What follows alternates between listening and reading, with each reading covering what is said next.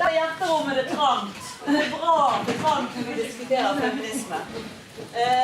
En hel 2 ukers periode nå så er det kvinnefestival i Bergen. Det er mange fine arrangementer som er med i år, utvidet til neste år. Det er alltid ulike perspektiver å sette på det. Og det er fint å ta med litt ekstra program og deler ut til andre feminister. Lyst til å annonsere spesielt for et møte som vi i fagforeningen skal ha til et morgenmøte fredag 14 om likelønn. Det er her på Litteraturhuset. Jeg legger det på bordet der, så kan dere ta med dere hvis dere har lyst. Så ellers finner dere det på nettet. Det som ikke finnes i brosjyren, det er ungdomskonserten som skal være i Gimle i kveld.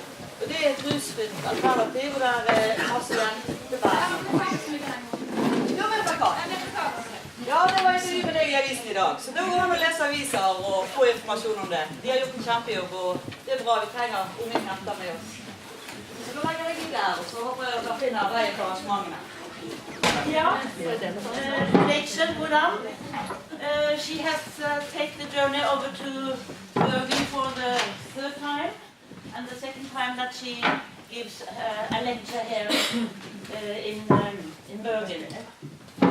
And this day, the International Women's Day is a special occasion, and we are very proud to have you here and to show how we do that day here in Bergen.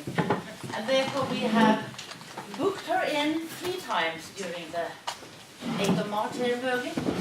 The first part, she will speak to you, and then she will speak at the open rally meeting at Almenningen.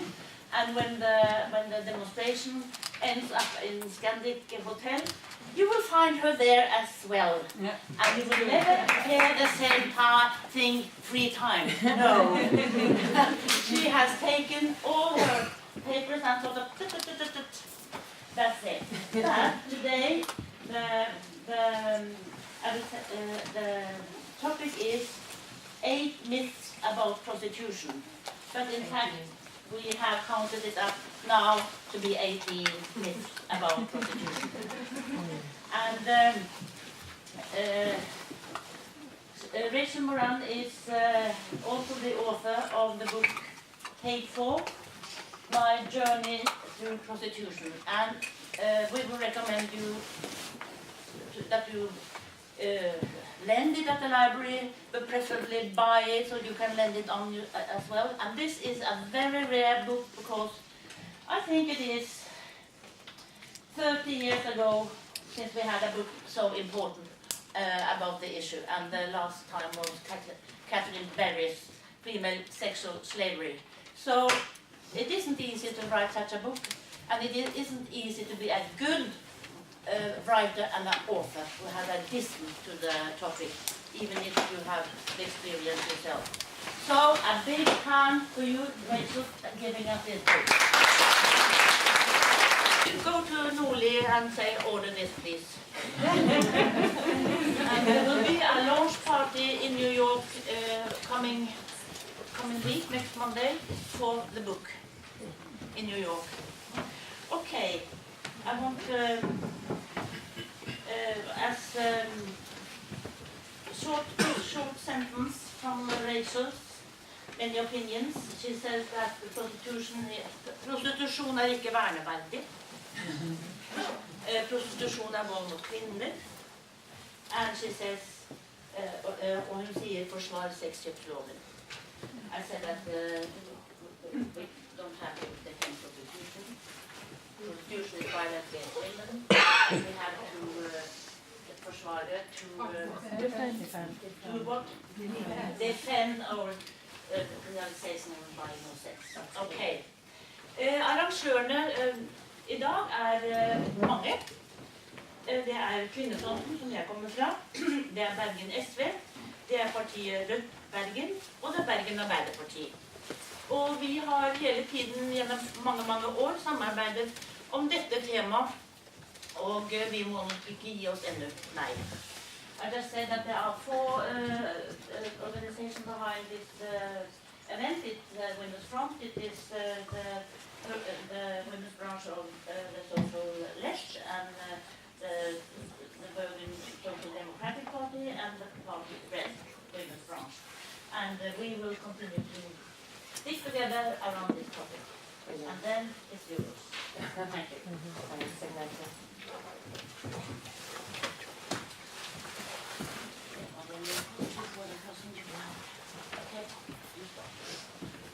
Okay, first of all, we have 18 basic myths here. These have been highlighted by the European Women's Lobby.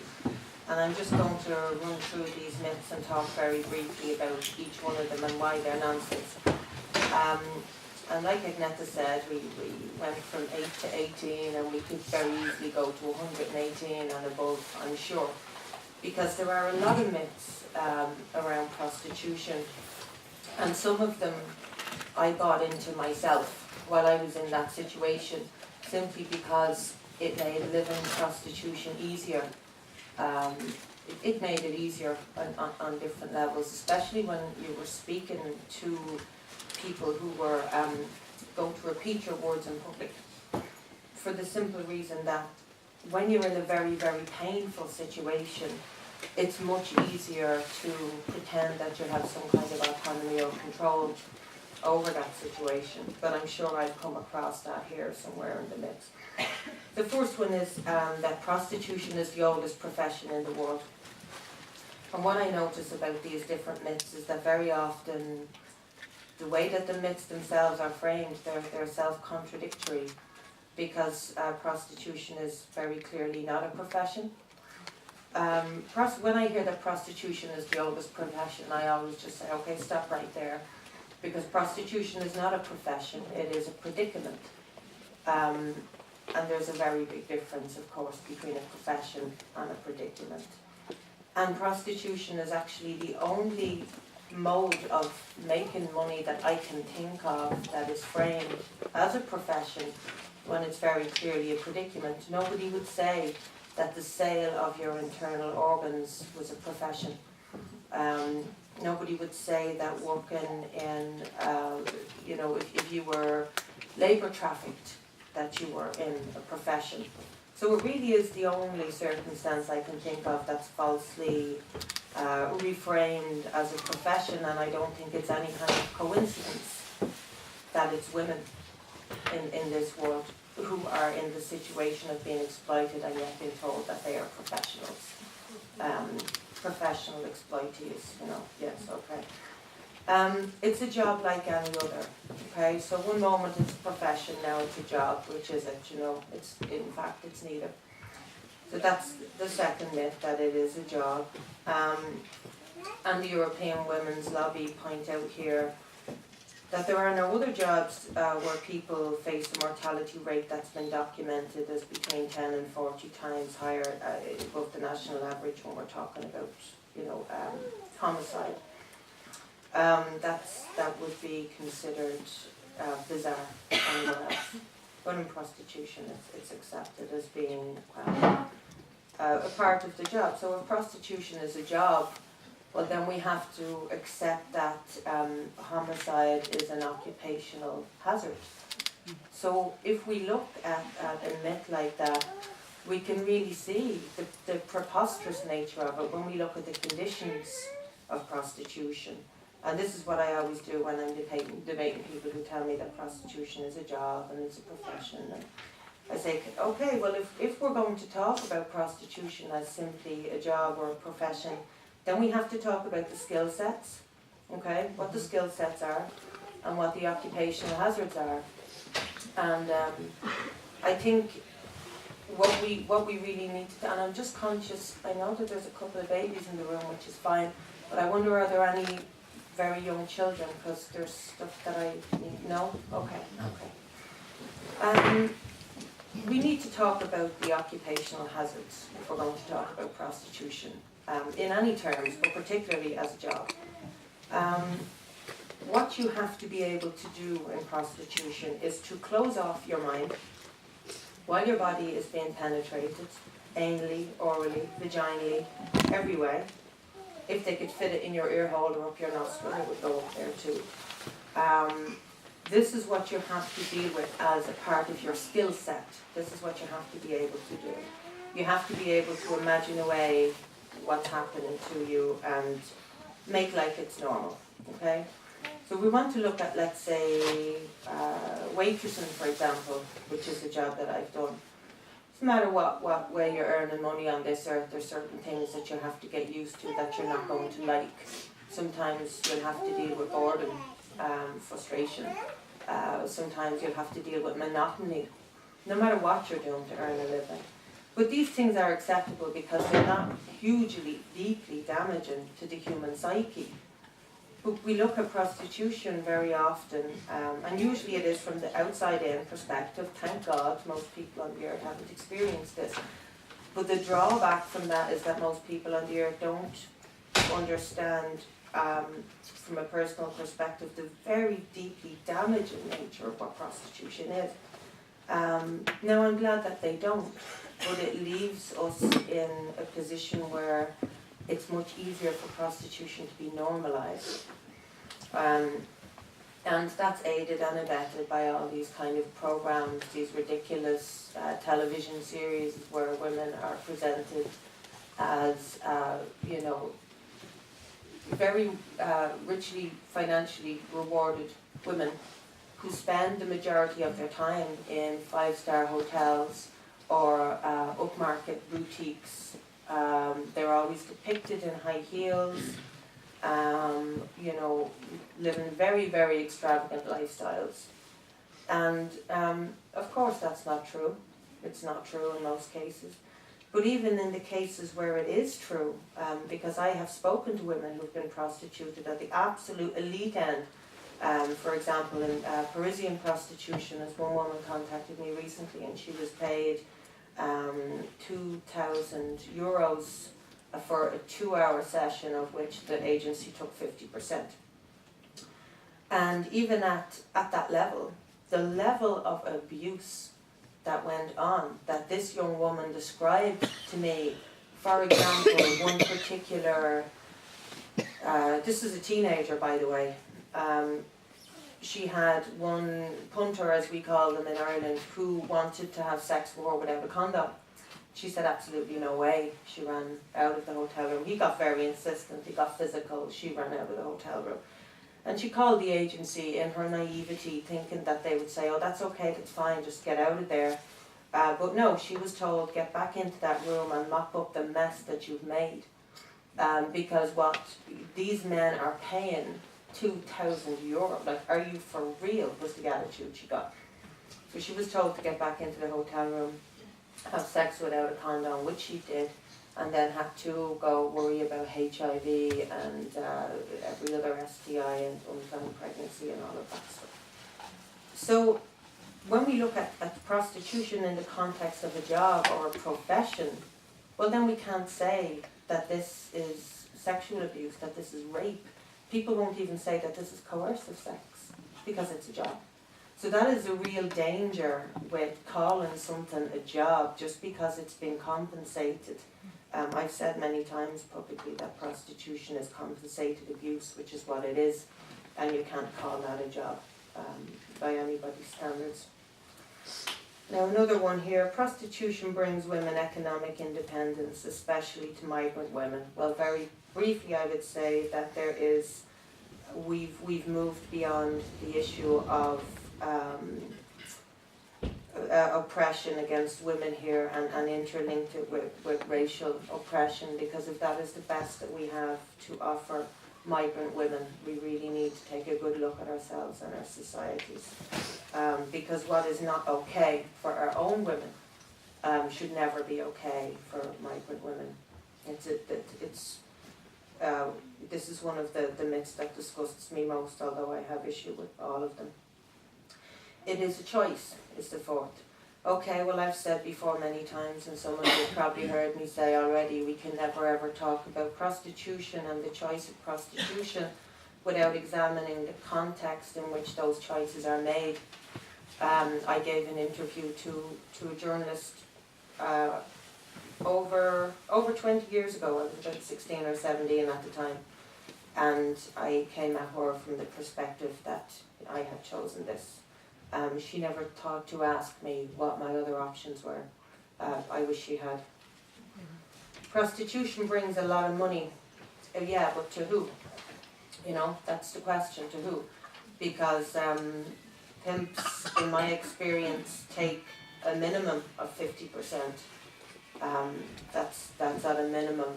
My own pimp took about 95% when I began in prostitution.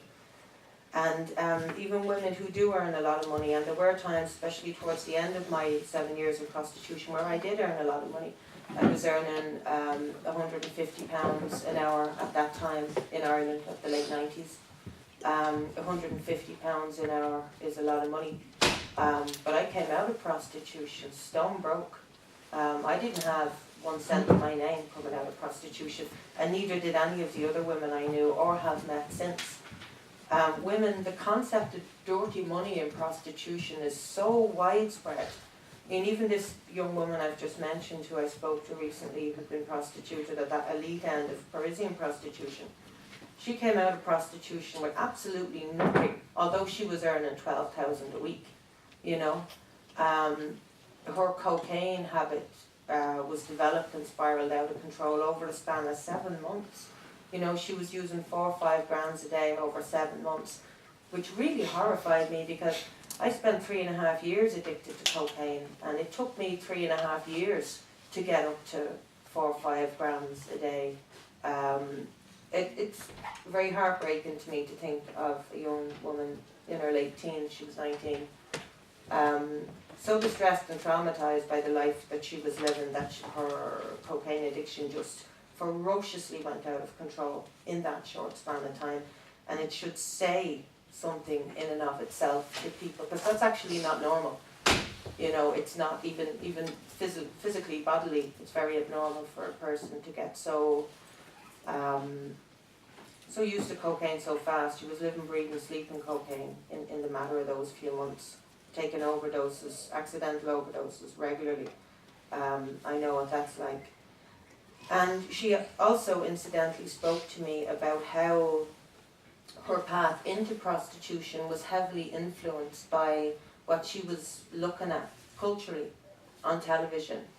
And these programs I've mentioned that present prostitution in a very glamorous, exclusive kind of light.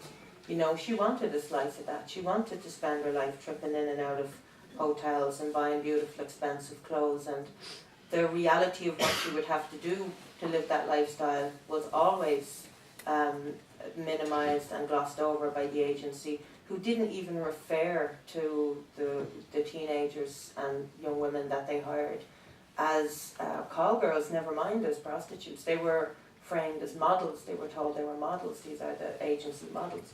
And in this particular agency, they had a 5-year span. The girls had to be between 18 and 23, simply because the very wealthy businessmen who were coming in from all over the world to Paris, they wanted, as men generally want in prostitution, the youngest female available to them.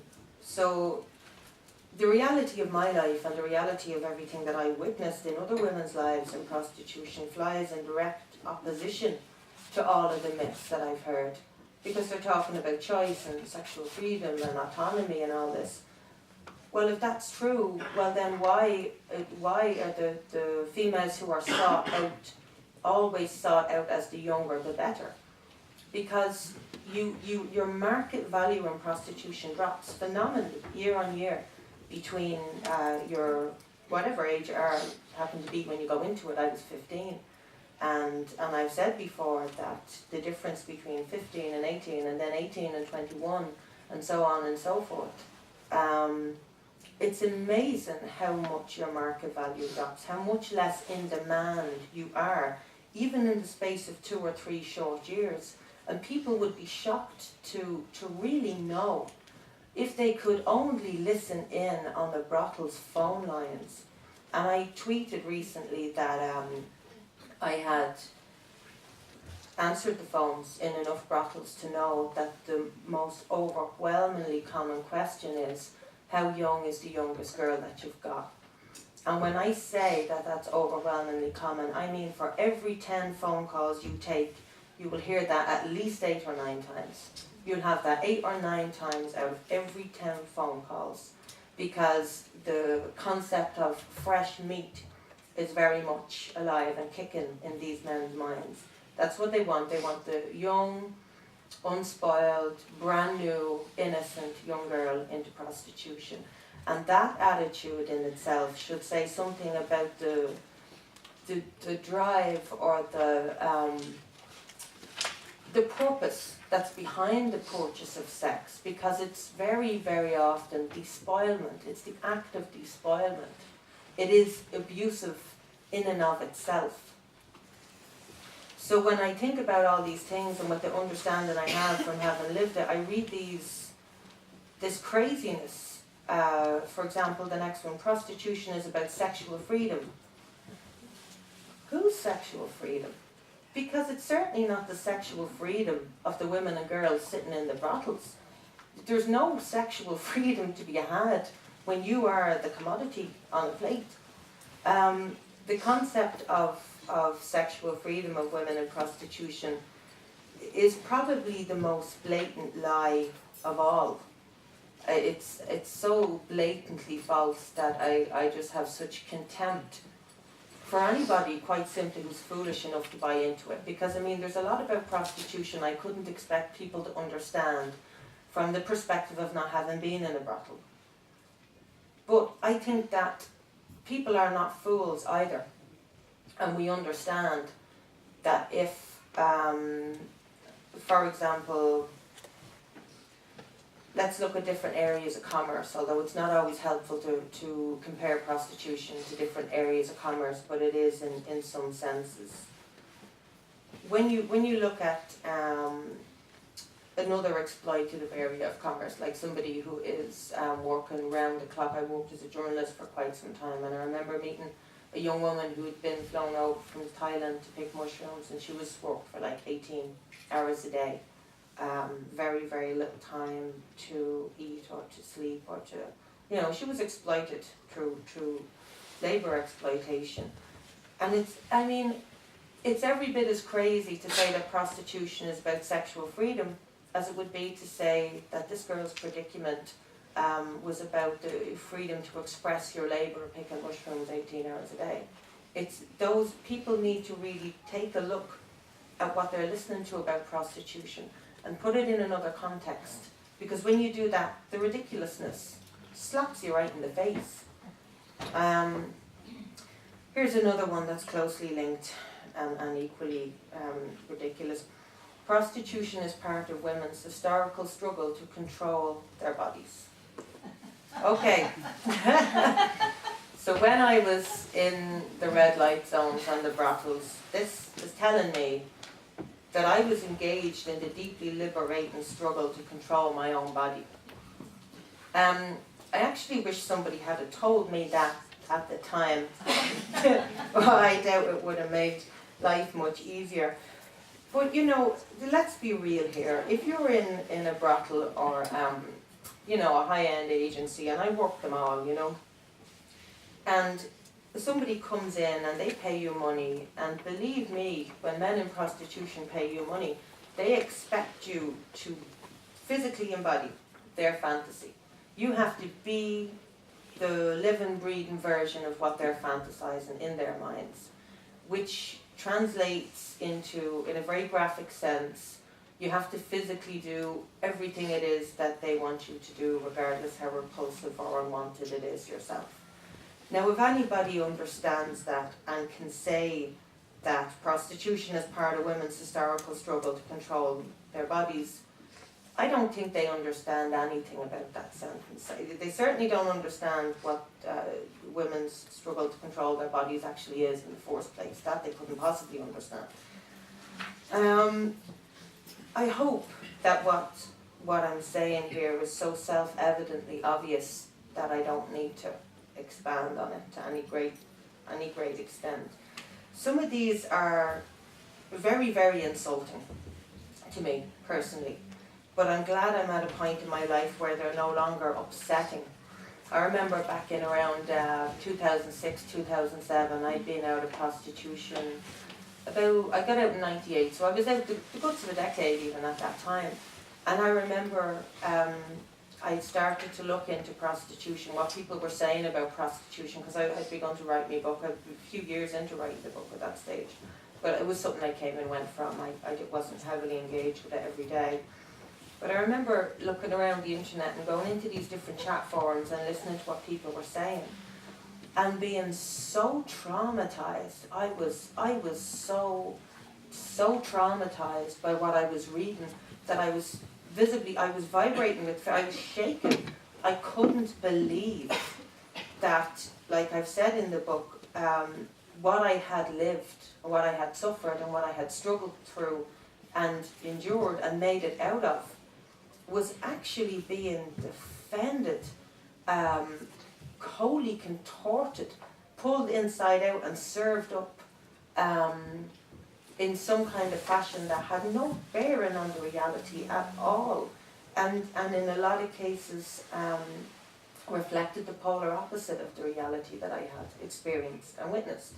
So I was stunned, I was appalled, and I was deeply upset. I was very, very upset and traumatized, psychologically traumatized by what I was seeing, the conversations that people were having, and the smug ignorance, the really, really confident ignorance with which some people were speaking, and with which some people were repeating this nonsense. And these were people who, by their own admission, had never set foot in a brothel. You know, they were people who were just making assumptions and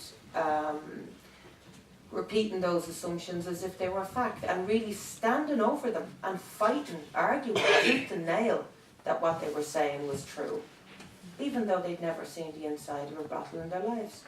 And that shocked me. But I think that I needed to see that at that time, because I needed to know what I was faced with when I was eventually finished this book. So I kind of withdrew. I remember just withdrawing into myself and thinking, whoa, I had no idea that when I get to the other end of this book, this is what I'm going to be faced with.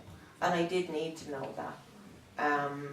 And that was a good 6-7 years before the book actually came out. But I'm very glad that I spent those few weeks doing that research and reading those things, because had I not known that, I would have, the tsunami of hate that I was hit with when the book came out with, I don't know what that would have done to me. But had I been unprepared for it, I'm not sure how low I would have sunk, but I know I would have sunk very, very low. Because, you know, if you look at another area where women are routinely abused, like in sexual assault, for example, we now are at a point where we understand that the first thing you need to do when somebody comes forward with the experience of rape or sexual assault is give them the understanding that, you know, that you're believed, that we, you know, we trust that this is what you've suffered, and that that's the platform from which the woman can move to a position of overcoming. We do not do that with women who've lived prostitution. We very often do the opposite. You're a liar, you're a fantasist, you're a fraud, you're a fake. I've had all of those and many, many more besides. And I'm just very glad that, you know, I was 37 years of age when the book came out. I spoke to a friend of mine, Tanya Rame, a Danish woman who had very similar experiences to me along the same timeline through the 90s.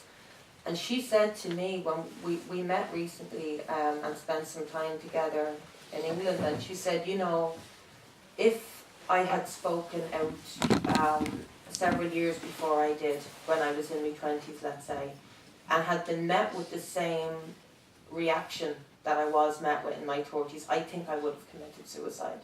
Those were her words, and I know she won't have a problem with me repeating them. Because I said, you know, Tanya, I really do feel that would have been likely for me too. Because I could not, it's strange that I could live with prostitution, I could live with the damage it caused me, I could overcome that and get beyond it.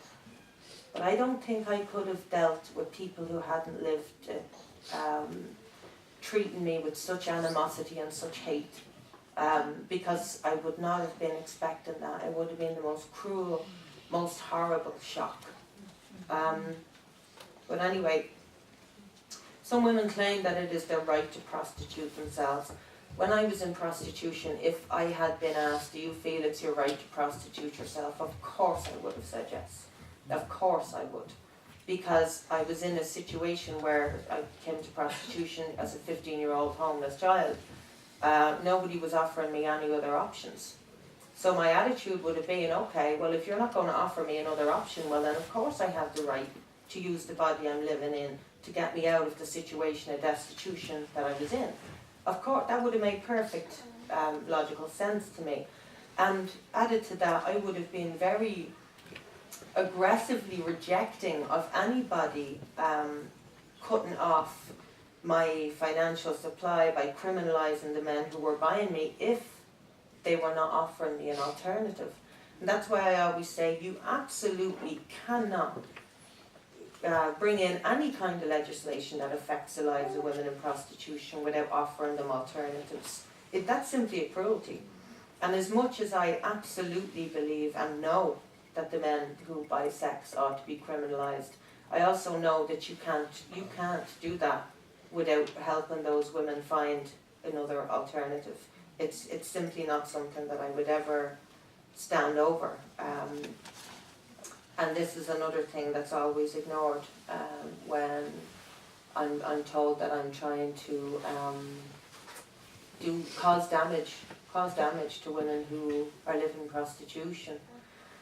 I get that so routinely, and the crazy thing is that I get it usually from women in their early 20s who are liberal feminists who, as I've told them directly, they wouldn't know a her house from a hole in the wall, and how dare they talk to me about what prostitution is.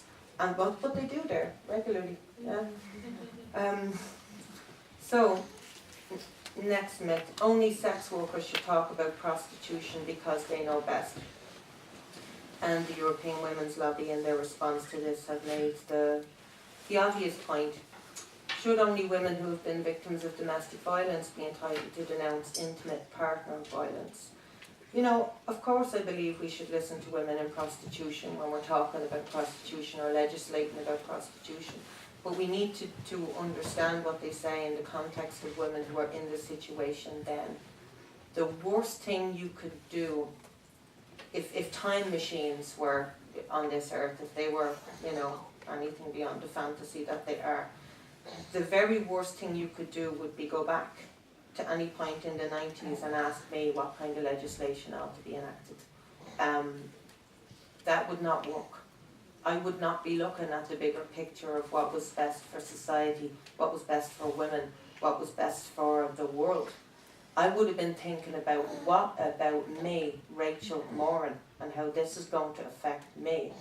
So by all means listen to women, but understand the context of what it is that they're saying and why. And what the Swedish independent evaluation did was make very clear that women say while they're in prostitution is markedly different to what women say when they've exited. And that's, if we look at any other situation in which women are exploited or abused, and domestic violence is perfect example, we see the very same pattern. Because, I mean, how many of us here in this room, whether we're men or women, have ever known somebody who, either incidentally a man or a woman, who was involved in a harmful, you know, relationship where they were abused, be it physically or verbally or any other way, and then watched a few years go by and have that person turn around and say, oh, thank God I got out of that marriage. You know what I mean? We have all had that, and prostitution is no different. In fact, I know two Canadian girls who were the bitterest of enemies when they worked on the same street. Couldn't stand each other. And now they work together and have done for many years, working towards abolishing prostitution in Canada, because they're in a completely different space, you know, in their minds, and their attitudes are correspondingly different. The next myth here: prostitution is useful for society, especially for socially isolated and lonely men. Okay. So my question, of course, is where were all the socially isolated and lonely men when I was in prostitution? Because if they were that isolated and that lonely, why were all of their cars, most of their cars got baby car seats in the back? And why were most of them wearing wedding rings? You know, this socially isolated and lonely men, oh, they exist, of course, amongst the population of men who prostitute women. But they are very, very, very much in the minority. Just like disabled men, and that's another crew of men who are used to prop up prostitution in this world. I had one physically disabled man in 7 years. Socially isolated and lonely men, I'm quite sure there were a good sprinkling more, maybe a dozen or so, I don't know, but I tell you, neither category of men could anything like compare to the majority of men who were middle-aged, middle-class, married, had children. Prostitution is not something that men do out of desperation. Prostituting women, I should say, is not something that men do out of desperation. Prostituting ourselves is something that women do out of desperation. And we really need to look at the very important difference. The man will never disappear. Well, my answer to that might seem quite childish. My answer to that is, so what? No. So what? You know, what is your point? The obvious reaction to that one is that murder, unfortunately, will never disappear. Neither will rape, neither will paedophilia, neither will sexual abuse, neither will so many things that we wish we didn't have to live alongside in our society. So what do? Do we throw all of that legislation in the bin too? You know, just say, okay, let's just accept that there's going to be murder and rampages. We can't eradicate murder, so therefore let's just bin this legislation because we have interpreted it as useless since it cannot eradicate. Legislation is not designed to completely eradicate. It's designed to seriously curb and curtail and send the message to society about what is and is not acceptable behaviour. So that the man will never disappear is probably the biggest pile of nonsense in here. Abolishing prostitution would lead to more rapes. That's something that I've been thinking I need to sit down and write a blog post about for several reasons. First of all, I know a woman who worked for a good many years in a centre where, for the treatment of sexual abusers. And according to her, absolutely all of the men, with no exceptions, were punchers, you know, who had bought women. But we really need to completely reject this nonsense. In the Boston study that studied over 100 men who bought sex, what they found was that men who bought sex were markedly more violent in their own intimate relationships, by their own admission, with their own partners. That they were more inclined to be sexually violent, that they were more inclined to treat women as some kind of blow-up-doll sex object. There shouldn't be anything surprising about that. You know, really, it shouldn't be something that we have to convince anybody of.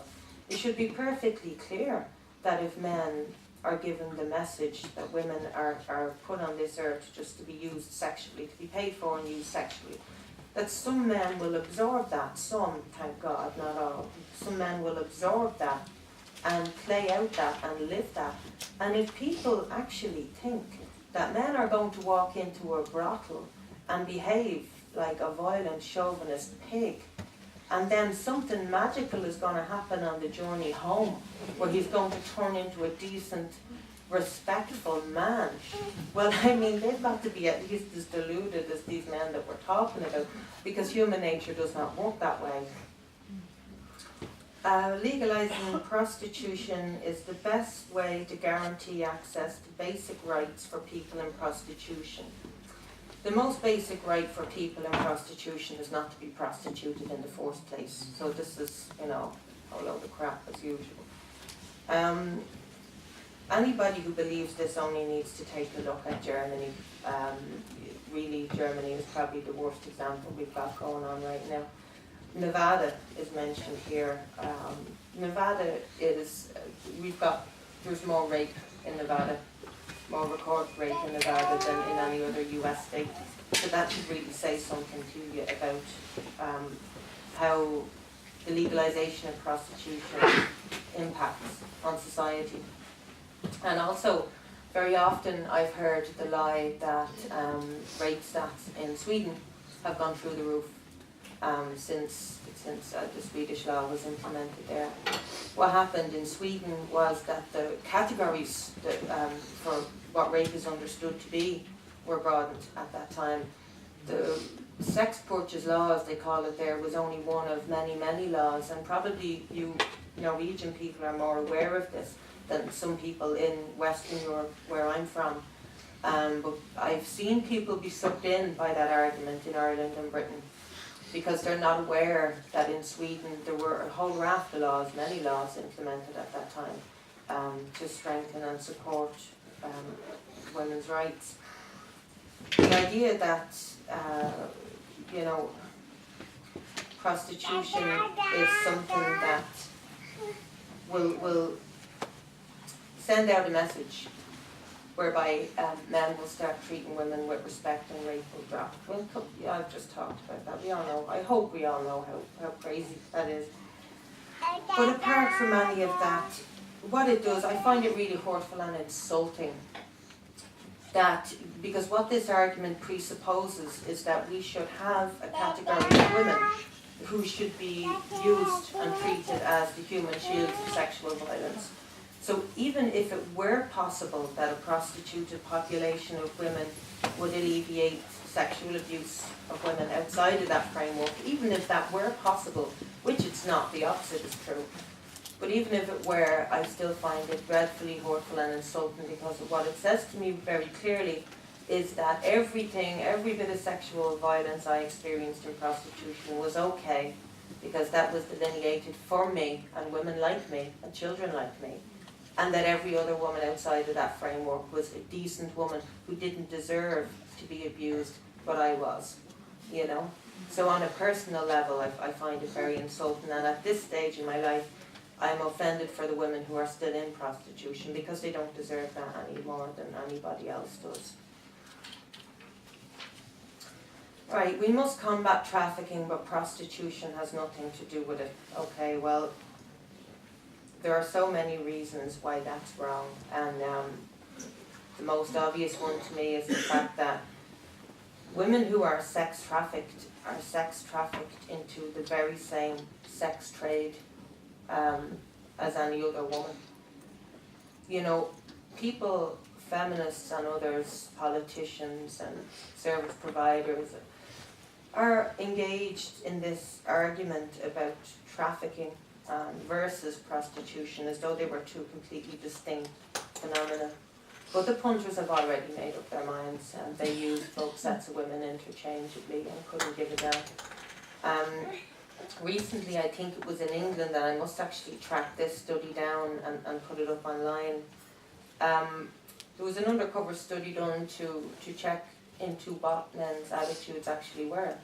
So they said, advertised this brothel that didn't exist, this virtual brothel, and said, okay, but the women here are trafficked, just kind of keep it to yourself, the women here. Now, I don't know how stupid those men must have been, because nobody would say that, and you would not hear that. The whole cover and the whole ruse is to pretend that the women are not trafficked, just in case somebody calls the police. But in any case, these men were told this fiction, and the majority of them said, "Oh yeah, that's fine, that's okay," and that doesn't surprise me. One of the women I met most recently, an Eastern European woman who was kidnapped off the streets of London, dragged into the back of a van, and prostituted all over Ireland, north and south. She spent years in prostitution in Ireland, and there was no way that you could not have known that this skinny, young, late teenage girl, as she was at the time, was under more serious form of coercion than women in prostitution generally are. There's no way you couldn't have known. And she described to me, and I've seen other women who I've never met on television be interviewed, describe how they were shaken, trembling, crying, fearful. What you need to understand, as sick as it is that there are men who pay for sex who